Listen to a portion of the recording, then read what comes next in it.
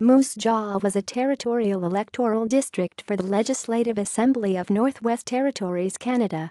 The riding was created by royal proclamation in 1883 and abolished in 1905 when Alberta and Saskatchewan were created. Members of the Legislative Assembly, MLAs. Election results: 1883 election, 1885 election, 1888 election, 1891 election, 1894 election, 1897 election. The by-election was held to confirm Mr. Ross to his appointment as the Territorial Secretary, the Territorial Treasurer and Minister of Public Works and Minister of Agriculture in the Northwest Territories Cabinet. 1898 election, 1901 election, 1902 election. References: external links.